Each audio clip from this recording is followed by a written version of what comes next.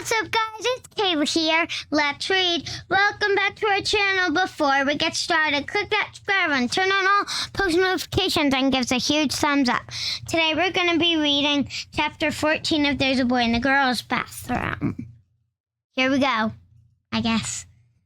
Homework. After school, Bradley Chalkers was going to go to Jeff Fishkin's house, and they were going to do their homework together. Bradley couldn't believe it. Homework. It was all he thought about as he sat at his desk, last seat, last row, and waited for school to end. Maybe it won't be too horrible, he reasoned. Hold on. I forgot where After all, Jeff always does his homework. He must like it. The more he thought about it, the more he liked the idea. Homework. Work you do at home. Except he wouldn't do it at his home. He would do it at Jeff's home. And that was even better. It would be his first time over at Jeff's house. And after he did his homework, Miss Ebel might give him a gold star. Instead of scribbling, he drew little stars, one after another, until the bell rang.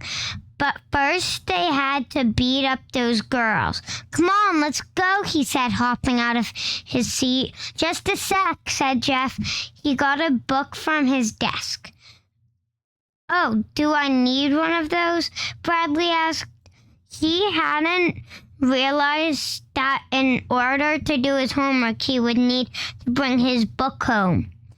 That's okay, we can share mine. They walked outside. There was a light drizzle. There in Mrs. Sharp's class, said Bradley. We can wait here until they come out, then sneak up behind them. Who? Those girls. We have to beat them up so they won't say hello to you. We should probably get started on our homework right away, said Jeff. It won't take long, Bradley assured him. You just have to hit them once, and then they cry and run away. But it's raining, said Jeff. It was barely misting. Good.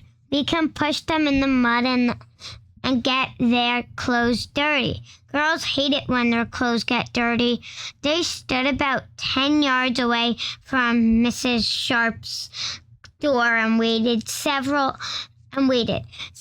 kids came out, but they didn't see Colleen, Lori, or Melinda. Maybe they've already gone home, said Jeff, hopefully.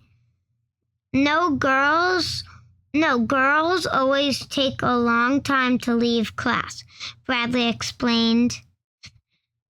First, they have to put their papers neatly in their notebooks. Then they have to mark their places in the books. And then put all their pencils in their pencil holders. Then they'll put everything away neatly in their desks.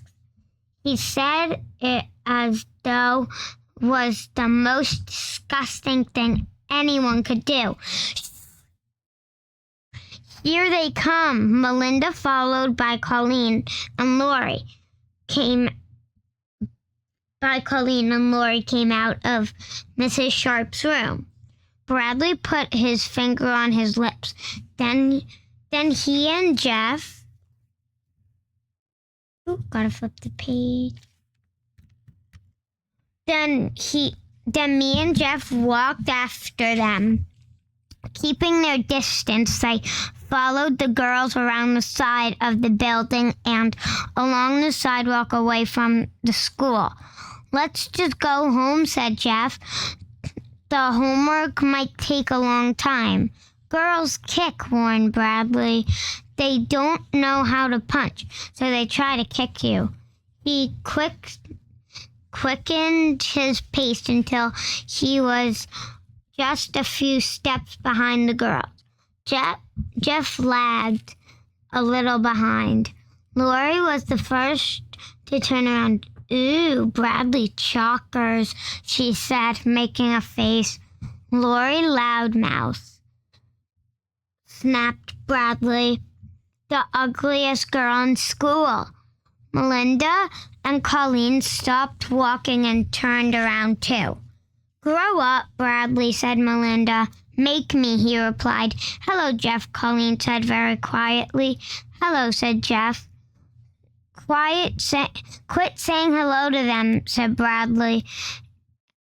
It's a free country, said Lori. We could say hello. Not to us, said Bradley. We didn't say hello to you, said Lori. Just him. Hello. Hello, Jeff. Hello, said Jeff. Hello, said Jeff. Lori laughed. Why don't you just leave us alone? Bradley said. Melinda. No, you leave us alone first, Bradley said, and he pushed Melinda. She pushed him back. He pushed her again. She shoved him off the sidewalk. He slipped on the wet grass and fell to the ground. Lori laughed hysterically. Bradley scrambled angrily to his feet. You got my clothes dirty. Bradley wet his pants, teased Lori, holding behind Melinda. Shut up, he yelled. You started it, said Melinda. I'll punch her face in, said Bradley. He shook his fist at her. Melinda raised her fists in the air. He charged toward her, then kicked her in the leg. She slugged him in the face with all her might. Bradley stumbled backward and almost fell again, but he caught his balance. He glared at Melinda as his eyes swelled with tears. No fair! 4 against 1, he shouted, then ran home crying.